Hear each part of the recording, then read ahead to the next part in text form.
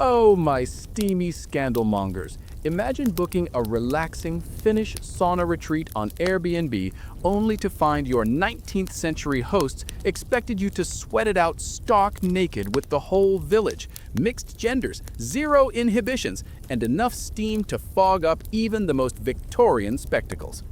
In the Grand Duchy era, when Finland was Russia's polite but prickly autonomous appendage from 1809 to 1917, sex wasn't just a private affair, it was a communal endurance test, hotter than a loily blast. If today's wellness retreats feel intense, wait till you hear how these hardy Finns turned courtship into a frostbitten fornication festival complete with Lutheran guilt and sauna-born savagery. Before we plunge into this vaporous vault of vice, darling listeners, tap that subscribe button if you're thirsting for more Regency roast revelations from the frozen fringes, and confess in the comments, are you sweating this out from a humid Helsinki hammam or a chilly Chicago condo? And is it late-night loily hour or dawn's desperate coffee where you lurk?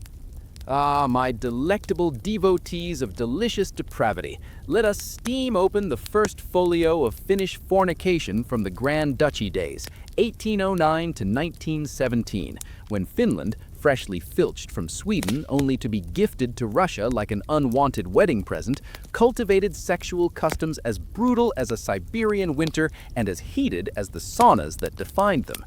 Picture it. Alexander I promises autonomy at Porvo, the czars play benevolent overlords, mostly, and meanwhile, in rural log cabins and smoke saunas, passions boiled over with the ferocity of a birch-whipped backside. Sadistic? Oh, positively punishing, but not in chains and whips fashion. Nay, this was Lutheran morality clashing with ancient pagan pulses, where premarital bundling met sauna sensuality and illegitimacy rates simmered like overbrewed Koskenkorva. Commence with the sauna itself, that holiest of holies, where sadism wore a towel or often none at all. In the 19th century, the smoke sauna, dim, sooty, scorching, was no spa day luxury, but a weekly ritual of purification and, inevitably, prurence. Families bathed together, naked as newborns, men and women separated only by flimsy partitions or sheer audacity. Folklore brimmed with saunatantu, those temperamental elves who demanded respect, or they'd scorch your skin, or worse.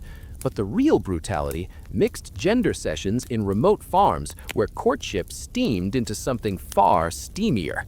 Anonymous pamphlets from Helsinki's bourgeois circles gossiped of sauna sins, where a loily throw masked moans and the heat excused entanglements that daylight piety forbade. Modern comparison? It's like a modern swingers retreat disguised as wellness yoga, consent implied by the steam, but oh, the morning after frostbite of regret. Courtship proper echoed Nordic neighbors with night courting, or jokainti, that delightfully dangerous dance borrowed from Swedish times but Finnish-fied with fatalistic flair. In sparse settlements where winters isolated farms like islands in snow, a suitor, approved by parents naturally, would trek through blizzards to his beloved's bed. Fully clothed? In Finland's harsher climes, layers were shed for warmth, turning bundling into a brutal test of restraint amid raging hormones. Historians whisper of high illegitimacy, up to 10% in rural pockets, proof that woolens weren't always barriers. One 19th century broadsheet from Turku, dripping irony, quipped, "In saunas we cleanse the body, in beds we soil the soul, yet both heat the blood." Compared to today's apps, swipe right, but back then, a wrong move meant church penance or a shotgun wedding faster than you could say leiermol. The brutality deepened with punishments for fornication, that catch-all for unwed whoopee inherited from the 1734 Swedish Code, stubbornly clung to under Russian rule. Adultery or premarital slips earned fines, public shaming or stints in workhouses, women bearing the brunt, like modern cancel culture on steroids. Unwed mothers faced correction houses, laboring in silence while society clucked. Irony abounds. While urban Helsinki aped St. Petersburg sophistication with chaperoned balls, rural folk persisted with pagan-tinged practices, sauna births, where women labored amid steam, assisted by midwives invoking ancient spirits. Folk tales from Karelia, collected mid-century, brimmed with erotic undertones, seductive Haltia spirits luring lovers to watery or steamy dooms, metaphors for forbidden frolics. Class cleaved the customs cruelly. Peasants saunaed communally, bundling brazenly, while bourgeoisie and Viipuri hosted Swedish-style soirees, stolen kisses the height of scandal. Yet even elites succumbed. Diaries unearthed from archives recount sauna scandals, where Russian officers, posted to garrisons, entangled with Finnish fraus, sparking duels or discreet divorces. The 1734 code lingered. Adultery fined heavily. Women pilloried socially. Modern parallel? Office affairs during corporate retreats. Messy, but without the public flogging, usually. Sauna folklore amplified the sadism. Tales of sauna tantu punishing impropriety with burns or barrenness, ironic guardians of a space rife with randiness. Mid-century reformers, inspired by Nordic morality debates, decried immoral bathing, pushing segregated saunas, yet rural resistance steamed on. High infant mortality from harsh winters brutalized bundling outcomes. Conceptions in heat, births in cold, illegitimates shunned. Pamphlets circulated anonymously. In Grand Duchy's grip, passions slip. Sauna's kiss brings society's hiss. As Russification loomed late century, sexual mores mirrored national tensions. Russian overlords seen as corruptors, yet Finnish customs clung stubbornly pagan. Feminist stirrings, like Minna Kanth's plays skewering double standards, hinted at change, but slowly, glacier slow. The era's Lutheran lens ironized everything. Sermons thundered against fleshly fires, yet saunas stoked them weekly. High premarital sex rates, per sparse studies, bred shotgun marriages, love forged in heat and haste. Thus steams shut our first sauna-soaked scandal sheet, where Finnish foreplay proved as punishing as a Vita whipping. Stay tuned for Part 2's adulterous vapors and forbidden flings that fogged the Tsar's tolerant gaze. Darlings, envision ghosting a Tinder date only to face 19th century Finnish justice, public shaming hotter than a sauna stove, and fines colder than a lake dip. In the Grand Duchy, adultery wasn't just naughty, it was a national sport, with brutal penalties that'd make today's tabloids tame. If modern affairs end in awkward texts, back then they concluded in church confessions or correction houses. Welcome to Part 2 of our Vaporous Vices, where infidelity steamed up more than saunas.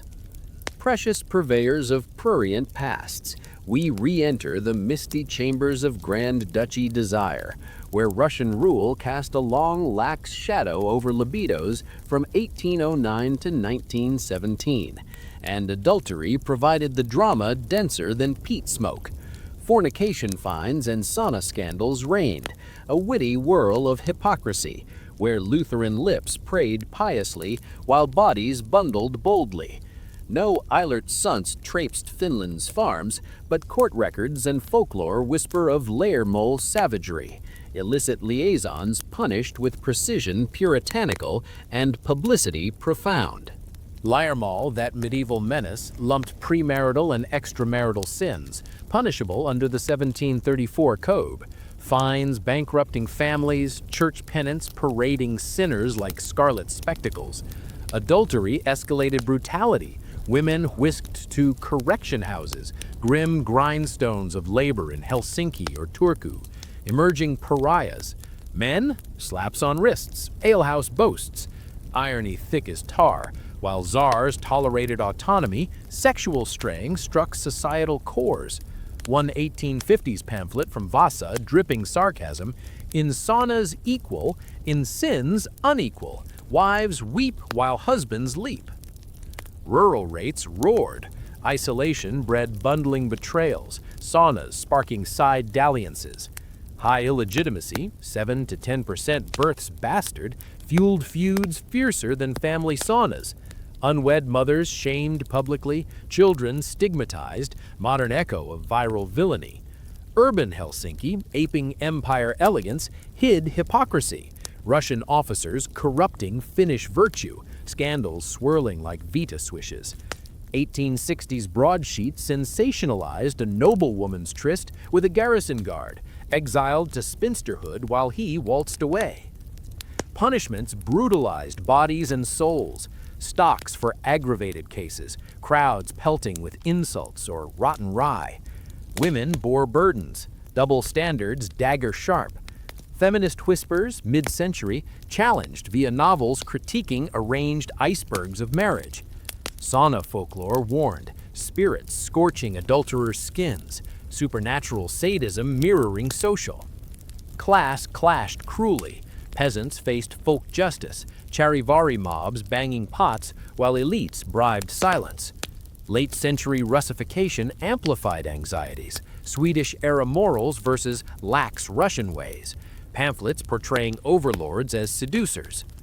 Homosexuality hushed but hunted, pre-1894 implicit under sodomy bans, post-code explicit, up to 2 years chains. Rare prosecutions but ruthless, careers crushed, exiles to empire's edges. Irony, while hetero affairs gossiped, unnatural acts erased entirely. As independence stirred, scandals symbolized subjugation, bedding the bear betrayals. Reforms crept, mid-century penal softening, but brutality lingered in prisons, cold cells, forced labor, forging fetters figurative. So vapors away our adulterous anthology, where Grand Duchy dalliances proved passion's price profoundly punishing. Subscribe for Part 3's finale of forbidden folklore and sauna spirits that spiced the sadism. Fancy a grinder hookup landing you in Grand Duchy chains, branded unnatural and banished to barracks? Talk about a brutal block. As we climax our Finnish frolics, recall today's kinks have apps and safe words. Theirs had shackles and silence. It's savage sauna lore with sarcastic steam, proving Finns mastered heat but scorched the deviant. Beloved bearers of bawdy breaths, we culminate our caustic catalog of Grand Duchy, 1809 to 1917, carnal cruelties, where autonomy masked moral manacles and sadistic practices veiled in sauna smoke and folklore fire. From bundling to betrayal lurked shadows of unnatural urges, erotic elves, and suppressions subtler than steam but scarring as scalds. Irony supreme, a nation nurturing nationalism chained desires with inherited codes. Homosexuality, hushed heresy, criminalized explicitly in 1894, up to 2 years for fornication against nature, women included uniquely. Pre-code implicit under sodomy shadows, post ruthless rarity, trials trampling lives. Rural whispers led to floodings, urban cellars raided. One 1890s case, sailors sauned suspiciously, convicted on gossip, labor camped. Brutality, exile emotional, identities erased. Modern mirror, closeted scandals, but without nooses. Women's dalliances dismissed as friendships, yet snared, convictions labeling lewd, locked with adulteresses. Silent savagery, bonds burned, diaries destroyed. Folklore fueled flames, Kalevala-tinged tales of seductive spirits, Haltija haunting saunas, luring to lusty lakes.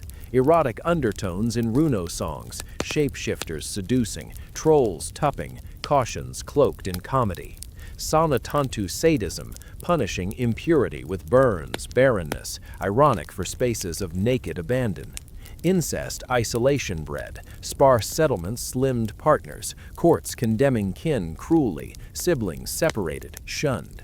Bestiality barn whispered, draconian dooms echoing medieval. As union frayed, sexual sadism symbolized strife, Russification corrupting morals, pamphlets pillorying. Women's evolution, Kant critiquing marriages as eviscerations. Missionary hypocrisy, exporting chastity while home rates rose. Class, elites evaded, peasants perished, lords laughed, laborers lashed. Era's end, 1894 Code climax, reforms dawning, but ghosts lingered. And so our steamy saga sighs shut with sarcastic sweat. Grand Duchy's brutal beds and baths taught desire's dangerous dance. Farewell, dears, may your saunas be sweeter and less scorching. Oh, my exhausted yet exhilarated eavesdroppers on erotic empires, imagine emerging from a 3-part Finnish fever dream only to realize we've barely scratched the surface of Grand Duchy debauchery, because nothing says encore like one final plunge into the scalding depths of sauna-spun sadism. As independence dawned in 1917, the old brutal bedroom habits didn't vanish, they simply evolved into revolutionary randiness. If you thought the previous parts were steamy, wait until we uncover the twilight taboos that bridged Tsarist tolerance to Republican restraint, proving Finns could make even civil war feel like foreplay. Dearest darlings, still dripping from our previous immersions, we now extend our scandalous sojourn into the twilight of the Grand Duchy era, those feverish final decades before 1917's independence, when sexual sadism simmered beneath the surface of rising nationalism, industrialization, and the inexorable march toward modernity. Ah, the irony. As Finland flexed its cultural muscles with Kalevala revivals and Fennoman fervor, the old pagan-kinged practices clung like steam to sauna walls, refusing to evaporate even as urban reformers preached purity louder than Lutheran hymns. This bonus part, my wicked whisperers, is the unrequested yet utterly necessary epilogue, the lingering cruelties, the transitional taboos, and the brutal bedroom battles that foreshadowed a freer yet forever frost-scarred future. Let us linger longest on the sauna's enduring empire, that smoky sanctum where sadism was served with every ladle of water. By the late 19th century, as Helsinki swelled with factories and Russian bureaucrats, the traditional smoke sauna began yielding to the cleaner chimney versions, yet mixed bathing persisted in rural strongholds with the tenacity of ancient spirits. Pamphlets from temperance movements, those prudish precursors to prohibition, railed against sauna immorality, claiming the heat addled morals and birthed bastards faster than birch vithas could whip backsides. One 1890s broadsheet, circulated anonymously in Tom Perry's textile mills, dripped delicious sarcasm. In steam we are born again, say the pious, yet many emerge heavier with child than when they entered. Modern comparison? It's the original hot yoga scandal, where wellness meets whoopee and consent blurs in the haze like a bad batch of vina. As Russification intensified under Nicholas II, sexual mores became political weapons, Finnish nationalists accusing Russian officials of defiling pure Nordic virtue with their allegedly lax continental ways. Gossip swirled in Viborg cafes, officers hosting decadent baths where Finnish women were lured with imperial champagne, only to face morning-after ostracism. The brutality here was exquisitely psychological. Women branded bears mistresses, families fractured, reputations ruined without a single lash. Yet irony abounded. Many a nationalist hero, preaching purity by day, was whispered to indulge in the very saunas they publicly condemned. Compared to today's culture wars, where politicians thunder against decadence while their own browser histories tell taller tales. The turn-of-century feminist awakening added another layer of exquisite tension. Trailblazers like Minna Canth and Alexandra Grippenberg skewered marital sadism in literature and lectures, portraying arranged unions as prolonged torture more brutal than any correction house. Kant's plays depicted wives trapped in loveless iceboxes, their desires denied while husbands bundled elsewhere, emotional evisceration disguised as domestic duty. Yet even these reformers navigated hypocrisy, advocating education and equality, while rural women continued yokainti traditions, conceiving in heat and birthing in hardship. Illegitimacy rates, though declining with urbanization, still stung. unwed mothers shuttled to remote relatives or nascent maternity homes, their children whispered as sauna surprises. Delving darker, consider the era's treatment of deviant desires as independence loomed. The 1894 Criminal Code's paragraph 20.12, explicitly banning same-sex acts, cast a chilling shadow, with prosecutions rare but ruinous. In one hushed 1905 case from Oulu, 2 women teachers accused of unnatural friendship lost positions, pensions, and peace, exiled to separate towns like modern doxing victims. Men's cases were crueler still. A Helsinki artist, caught in a garrison sauna tryst, faced imprisonment and institutionalization, his work destroyed, name erased. Brutality veiled as medicine, early cures involving cold baths and confinement, ironic tortures in the land of therapeutic heat. Folklore, ever the faithful chronicler of forbidden fires, evolved too. As the Kalevala gained canonical status, its erotic undercurrents, Vainamoinen's seductive songs, Aino's tragic desire, were sanitized for schools. Yet rural Runo singers preserved racier variants around late-night fires. Tales of Hisi spirits punishing sexual excess with eternal frostbite or insatiable lust mirrored societal fears, passion as perilous as polar nights. Saunatantu grew stricter in stories, scorching those who coupled within sacred walls, yet these warnings only heightened the thrill, turning taboo into temptation. Industrialization introduced new brutalities. Factory towns birthed anonymous encounters in workers' barracks, where sauna shifts doubled as social mixers. Venereal diseases spread like gossip, treated with mercury cures more punishing than the pox itself.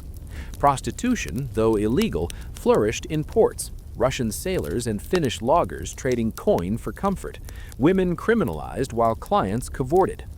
Temperance pamphlets painted these fallen sisters as victims of Grand Duchy greed, yet punishment fell heaviest on them: arrests, forced examinations, quarantines in grim clinics. As 1917 approached, sexual scandals intertwined with revolutionary fervor. The 1905 general strike saw saunas repurposed as secret meeting spots, where political plots mingled with personal passions, activists bundling for warmth while debating independence. Red Guard romances bloomed amid Civil War whispers, love letters laced with Marxist theory and marital promises. Yet brutality awaited. White terror executions sometimes targeted immoral women accused of fraternizing with Reds, their bodies desecrated in ways echoing ancient honor codes. Even birth control's dawn was double-edged. Early 20th century midwives smuggled contraceptive knowledge alongside folklore remedies, herbs and withdrawal whispered in saunas. Yet the church and state condemned such sadistic interference with divine plans. High maternal mortality brutalized women further. Sauna births, once communal celebrations, became desperate solitary struggles in remote cabins. Class remained the cruelest divider. Bourgeois Helsinki adopted European propriety, chaperoned dances, imported corsets, while rural folk clung to communal nakedness and night visits. Elite scandals, when exposed, were hushed with money. Peasant ones paraded publicly. The ultimate irony? As Finland marched towards sovereignty, sexual freedom lagged. 1917 brought flags and parliaments, but bedroom battles raged on into the interwar era. And thus, my steadfast steam seekers, we finally vent this bonus boiler of Grand Duchy depravity, proving that even as empires crumbled, Finnish passions persisted as punishingly persistent as a never-cooling kiwas. Thank you for indulging this extended exposé. May your own historical explorations be forever hotter and far less hypocritical.